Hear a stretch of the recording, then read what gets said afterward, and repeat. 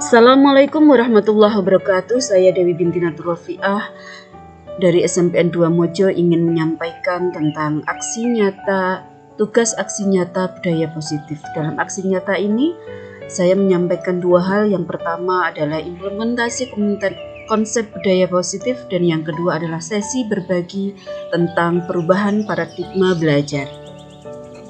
Pada bagian pertama aksi nyata ini, saya ingin menyampaikan bagaimana meningkatkan minat baca siswa SMPN 2 Mojo dengan Amoda Reading Club. Ini adalah rancangan tindakan untuk aksi nyata yang sudah saya sampaikan di tahap koneksi antar materi sebelumnya.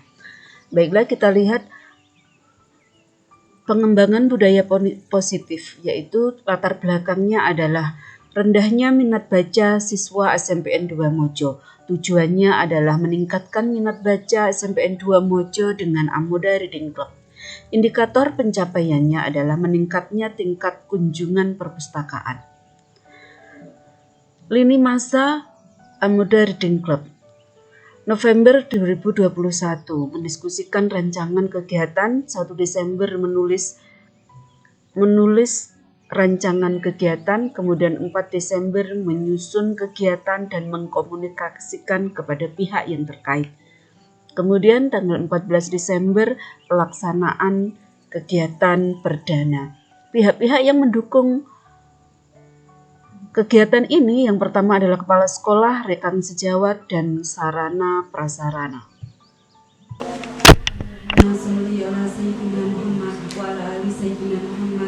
Hamdan sakirin, hamdan na'imin, hamdan nikmati wa wakafi nizibah. Yang terhormat Bapak Joko Sumanto, Kepala Sekolah SMPN 2 Mojo. Yang terhormat Pembina GLS Gerakan Literasi Sekolah, beserta anak-anakku yang hebat, yang saya sayangi. Pada pertemuan kali ini, saya akan menyampaikan susunan acara pada tanggal 14 Desember 2021. Hari ini kita akan mengadakan pertemuan perdana Amoda Reading Club. Yang pertama adalah pembukaan, yang kedua sambutan dari Ketua GLS, kemudian sambutan dari Bapak Kepala Sekolah sekaligus permohonan secara resmi pembukaan kegiatan Amoda Reading Club ini, dan yang terakhir doa. Baiklah, untuk membuka pertemuan kita kali ini, mari kita buka dengan bacaan basmalah bersama-sama. Bismillahirrahmanirrahim. Yang kedua, saya persilahkan Bapak Dwi Effendi Badruddin untuk menyampaikan sambutannya.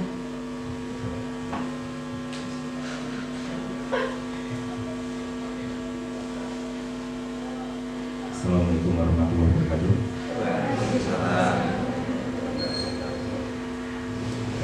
Mungkin perlu saya sampaikan bahwa ini juga bagian dari kegiatan gerakan literasi sekolah, dan saya ucapkan terima kasih kepada kalian semua, anak-anak yang masih mau menyempatkan waktu untuk mengikuti kegiatan ini.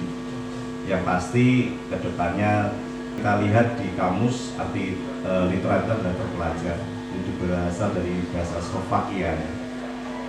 Di situ, jadi nanti anak-anak, oh iya, ada hal yang mungkin nanti gini bisa kita bumikan di SMP 2 Mojo ini, karena kegiatan kita literasi, salamnya adalah salam literasi dengan cara membentuk huruf L.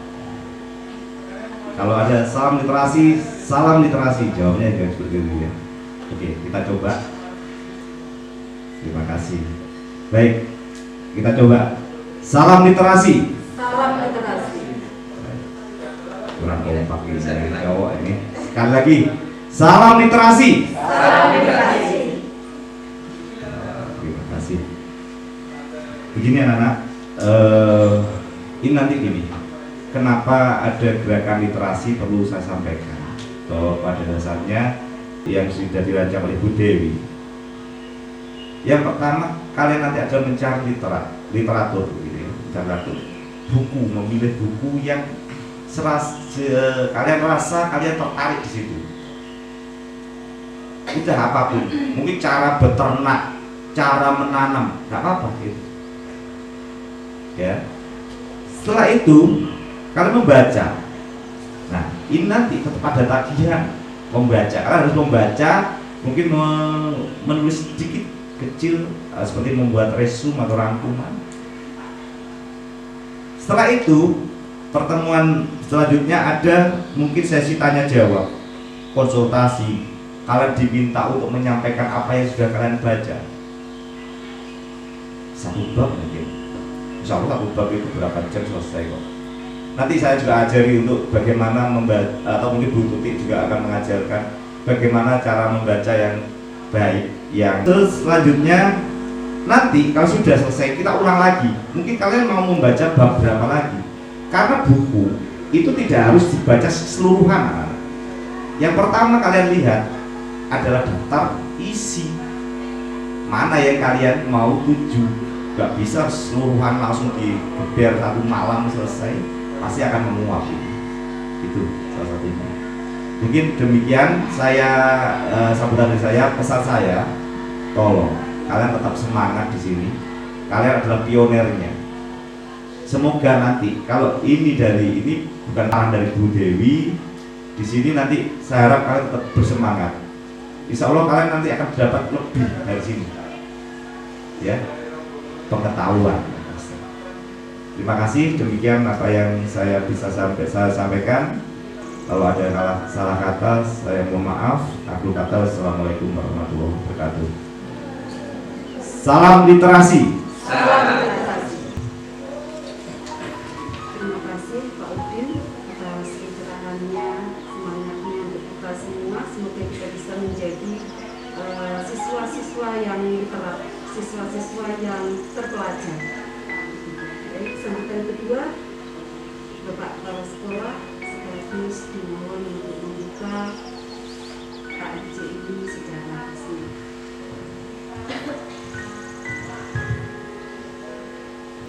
Dengan ini anak-anak, dengan ucapan Bismillahirrahmanirrahim, pembentukan Amoda Reading Club saya nyatakan dimulai.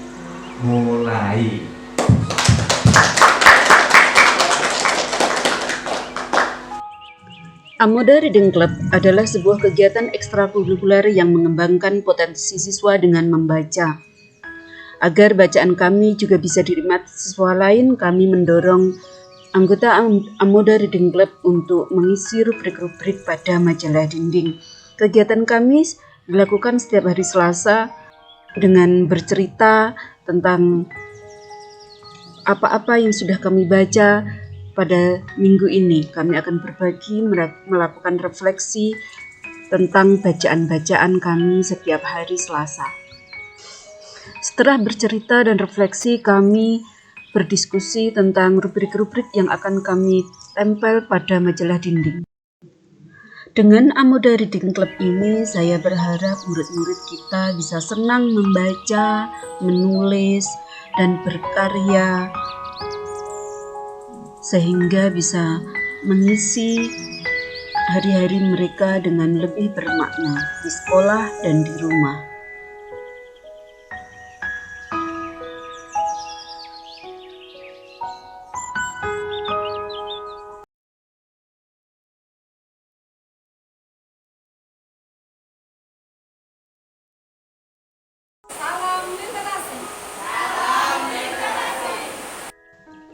Pada video bagian kedua aksi nyata ini, pada sesi berbagi saya melakukan presentasi perubahan paradigma belajar untuk mengembangkan disiplin positif di depan rekan-rekan guru SMPN 2 Mojo.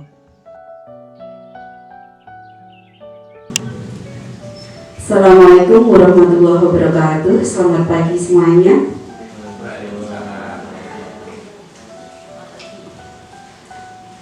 Allahumma sholli ala sayyidina Muhammad wa ala sayyidina Muhammad, amma ba'du. Yang terhormat Bapak Kepala Sekolah SMPN 2 Mojo, yang terhormat Bapak Ibu dan hadirin sekalian. Pada kesempatan kali ini saya ingin membagi materi tentang perubahan paradigma belajar. Yang pertama adalah tentang perubahan paradigma belajar, yang kedua adalah tentang praktek restitusi. Mari kita mulai. Dalam perubahan paradigma belajar, disiplin positif. Di sini ada materi tentang motivasi perilaku manusia, kebutuhan dasar, posisi kontrol, keyakinan kelas, dan yang terakhir adalah segitiga restitusi. Selanjutnya, jika kita ingin membuat kemajuan sebagai pemimpin pembelajaran, tentu saja kita saat di kelas adalah sebagai pemimpin pembelajaran. Guru saat di kelas itu adalah pemimpin pembelajaran. Jika kita ingin membuat kemajuan, maka kita harus mengubah sedikit demi sedikit sudut pandang kita tentang dunia. Stephen R. Covey tahun 1991 menyampaikan bahwa cara seseorang berubah dari paradigma stimulus respon menjadi pendekatan teori kontrol adalah dengan cara membandingkannya dengan pada tabel, dilihat daripada tabel seperti di sini. Dahulu kita diperkenalkan paradigma stimulus respon yang menunjukkan bahwa realitas kebutuhan kita sama, semua orang melihat hal yang sama. Kita mencoba mengubah orang agar memiliki pandangan sama dengan kita. Tapi dalam teori kontrol, kita diajak untuk melihat realitas kebutuhan kita berbeda. Kita berusaha, setiap orang memiliki gambaran yang berbeda, dan kita berusaha untuk memahami pandangan orang lain tentang dunia. Selanjutnya dalam paradigma stimulus respon, orang lain bisa mengontrol saya bisa mengontrol orang lain. Tapi berbeda dengan pendekatan teori kontrol. Teori kontrol mengatakan bahwa hanya Anda yang bisa mengontrol diri Anda tidak bisa mengontrol orang lain. Selanjutnya kita lihat dalam paradigma stimulus respon, pemaksaan muncul saat bujukan gagal. Jadi ada pemaksaan dalam paradigma stimulus respon. Tapi dalam teori kontrol kita diajak untuk berkolaborasi dan konsensus untuk menciptakan pilihan-pilihan baru. Jadi setiap anak melakukan tindakan menyimpang, maka kita akan mengajak mereka untuk berkolaborasi dan membuat konsensus untuk menciptakan pilihan-pilihan yang baru. Kemudian dalam stimulus respon, menggunakan model berpikir menang kalah. Jadi ada pihak yang menang, ada pihak yang kalah. Kemudian dalam pendekatan teori kontrol, model berpikirnya menang-menang. Inilah salah satu alasan kenapa sangat disarankan kita untuk menggunakan pendekatan teori kontrol. Karena di sini murid-murid kita, karena pendekatan teori kontrol lebih berpihak pada murid-murid kita. Selanjutnya, disiplin dimaknai sebagai sesuatu yang dilakukan orang lain kepada orang lain untuk mendapat kepatuhan. Bapak Ibu, saat mendengar kata disiplin, apa yang terlintas? Ya, yang terlintas adalah peraturan. Ki Hajar Dewantara dalam bukunya Pemikiran Konsepsi Keteladanan Sikap Mandiri,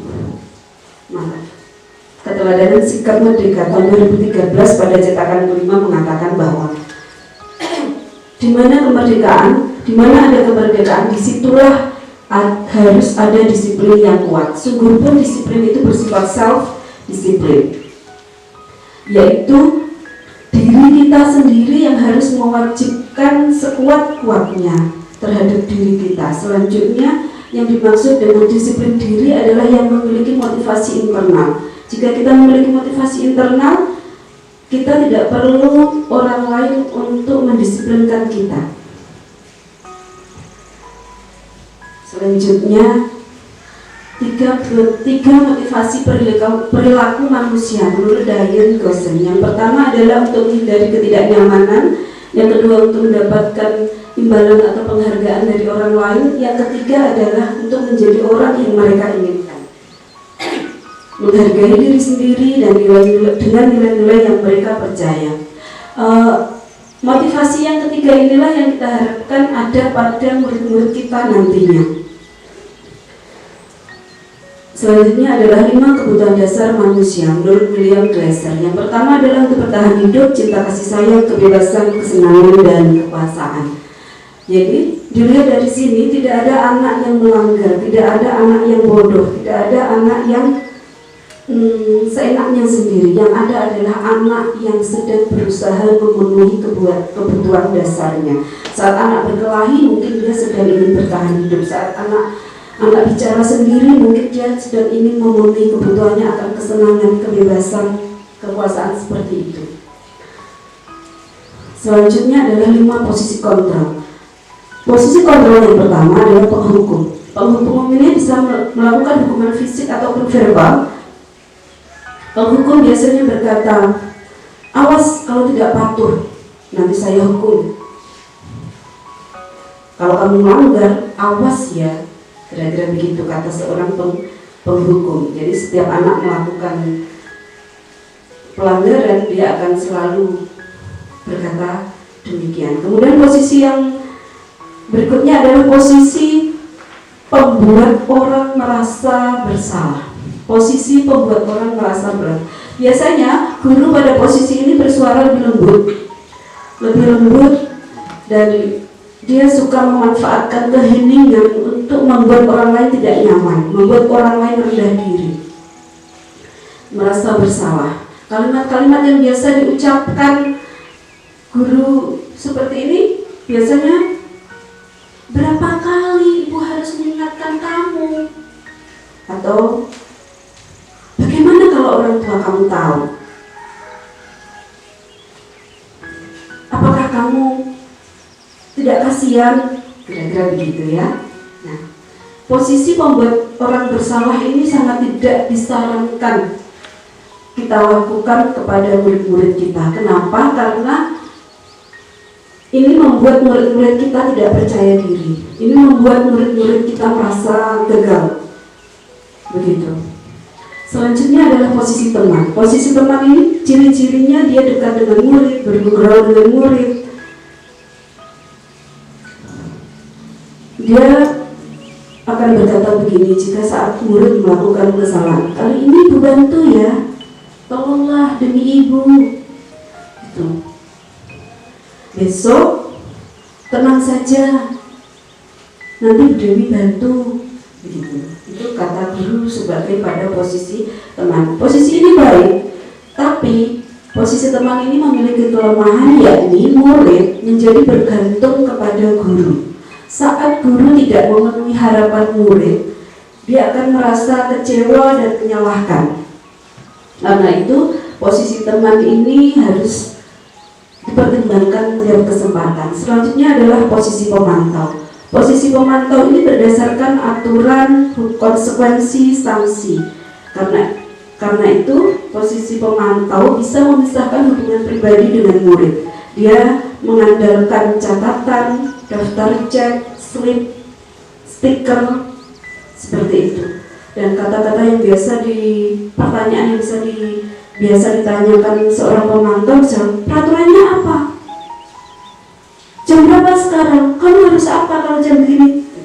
Hanya dia pemantau, tapi dia bertanggung jawab atas perilaku murid-murid yang dipantaunya.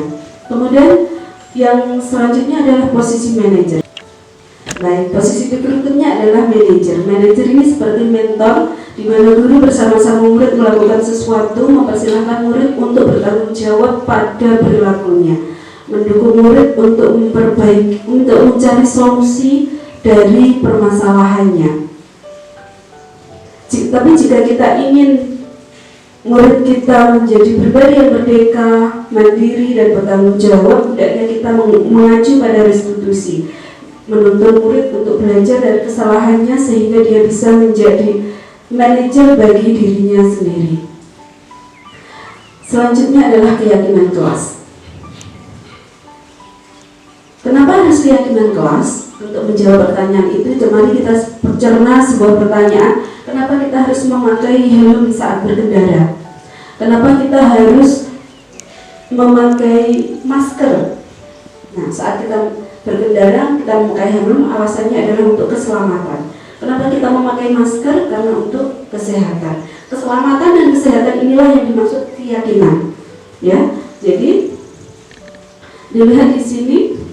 Di sini adalah contoh peraturan kelas. Di sini adalah contoh keyakinan kelas. Jadi keyakinan kelas itu bersifat lebih abstrak daripada peraturan, merupakan nilai-nilai yang universal dan berupa kalimat positif.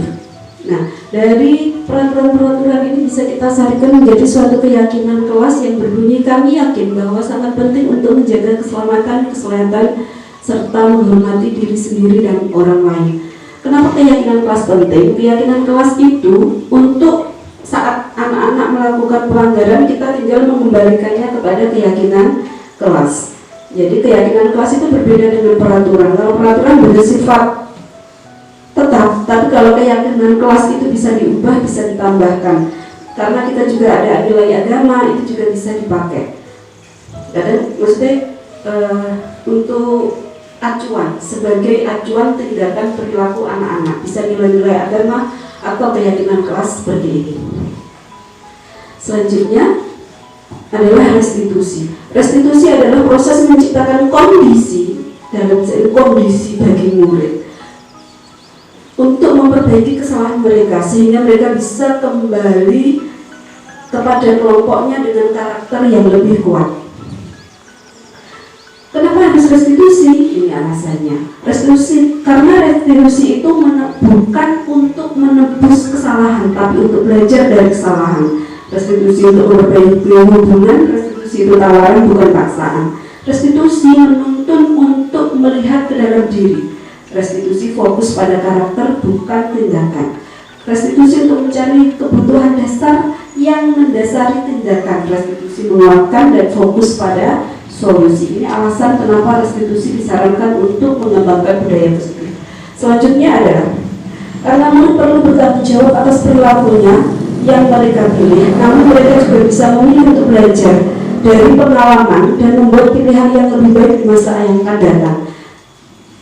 Kita perlu melakukan langkah-langkah restitusi. Yang pertama adalah menstabilkan identitas. Jadi saat anak-anak melakukan pelanggaran, yang pertama harus kita lakukan adalah menstabilkan identitas. Caranya biasanya dengan berkata, wah kecelakaan biasa terjadi, tidak apa-apa. Untung yang kena kakinya bukan kepalanya. Seperti itu. Jadi restitusi itu adalah menyampaikan hal-hal yang positif agar anak itu bisa lebih percaya diri dalam menghadapi masalahnya. Ya, jadi anak tidak minder duluan, tapi dia percaya diri, berani untuk menghadapi masalahnya. Jadi dia digedeknya hati bahwa dia bisa bertanggung jawab, bahwa dia bisa menyelesaikan masalah ini. Kemudian langkah selanjutnya adalah memvalidasi tindakan. Cara memvalidasi tindakan biasanya dengan berkata, kamu kan bisa ke sekolah, kamu kan punya sepatu hitam, kenapa kamu pakai sepatu putih? Kamu kan bisa main bola di lapangan, kenapa kamu main bola di kelas? Jadi memvalidasi tindakan itu membandingkan perilaku anak dengan perilaku yang benar, sehingga anak bisa melihat perilakunya dengan lebih objektif.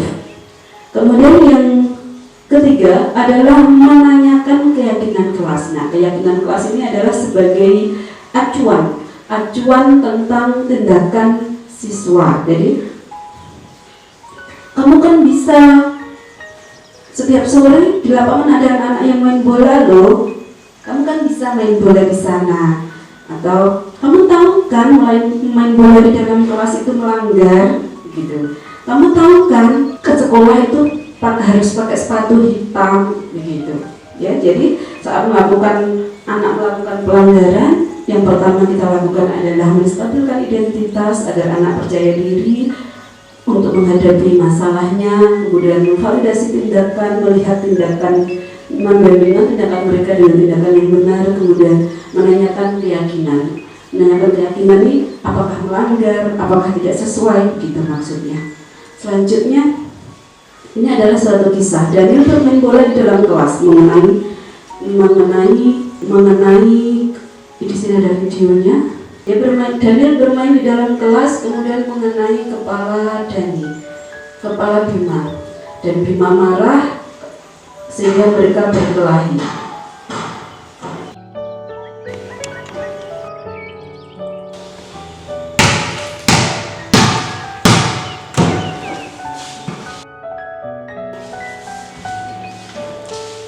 Nakal ya, coba sini aku berani. Apa sih nggak tahu kalian lagi kok? Ada apa ini kok rame-rame? Ini pun tugas saya hari ini rusak gara-gara Dani. Ini apa? Duduk, kecelakaan bisa biasa terjadi.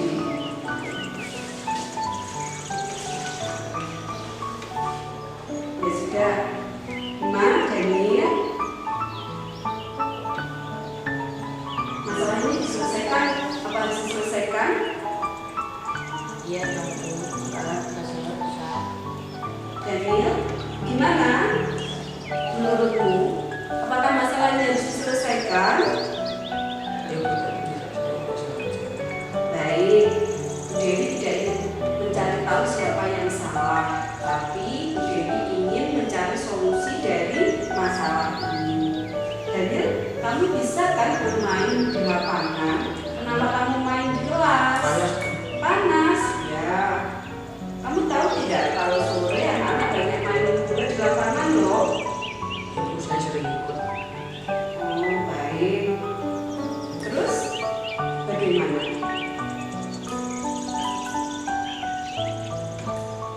Ya,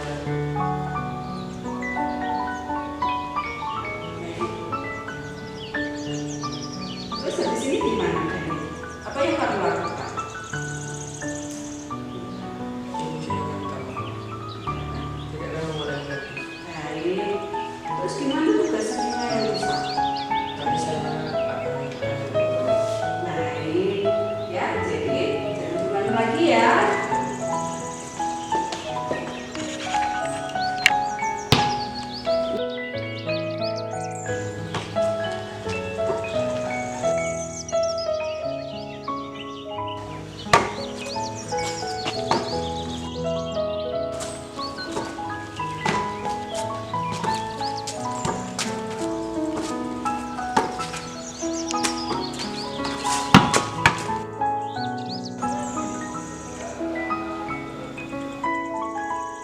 Saya senang penyelesaian masalah seperti ini karena saya tidak terbebani dan teman-teman saya tidak dirugikan. Terima kasih.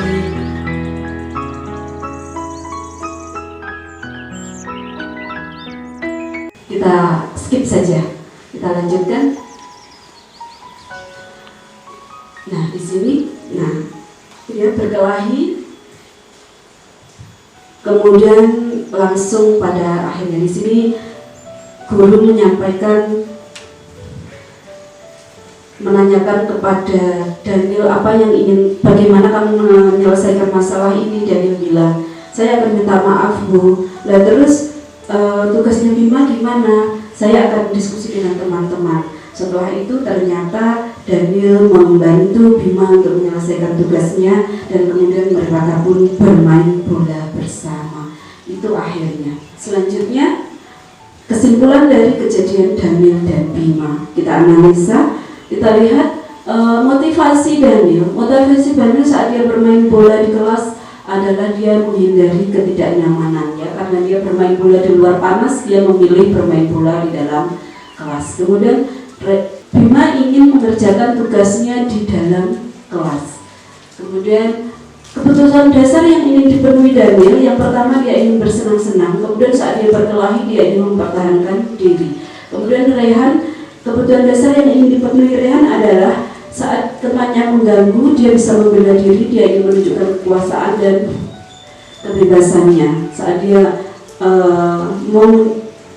meminta pertanggungjawaban Daniel, dia menunjukkan kebebasannya. Solusi yang diambil adalah solusi menang-menang. Daniel di sini merasa menang karena dia lega, karena dia sudah bertanggung jawab, dan di sini Bima di sini merasa menang karena dia juga tidak dirugikan karena tugasnya sudah dibantu diselesaikan oleh Daniel. Selanjutnya terima kasih. Baik, sampai di sini Bapak Ibu, jika ada yang ditanyakan monggo. Terima kasih Ibu. Tadi Ibu sudah menjelaskan tentang kelebihan dari restitusi. Nah, segala sesuatu kan ada kelebihan dan ada kelemahannya. Nah, yang saya tanyakan, apa kelemahan dari restitusi itu? Terima kasih. Baik, terima kasih Bu Kirom. Jadi kelemahan restitusi ini adalah mungkin dianggap terlalu ribet atau memakan waktu yang lama. Biasanya kalau anak melanggar langsung dihukum, misalnya keliling lapangan 2 kali atau sapu kelas atau apa gitu, buang sampah kemana gitu. Nah di sini dengan restitusi ini mungkin agak lama karena kita harus berdiskusi dengan murid. Kita tidak bisa langsung menentukan sanksi bagi murid karena kita harus berdiskusi. Jadi kira-kira mungkin karena faktor kebiasaan, jika kita sudah sering melakukan ini maka mungkin akan terbiasa begitu. Jadi perlu kebiasaan saja. Jadi kelemahannya adalah mungkin dianggap berbelit-belit begitu bagi sebagian orang. Bapak Ibu selanjutnya ada. Terima kasih.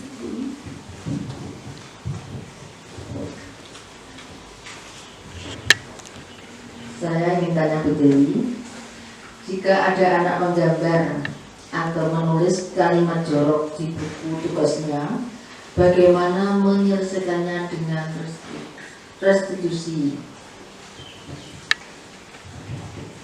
Baik, Bu Umi.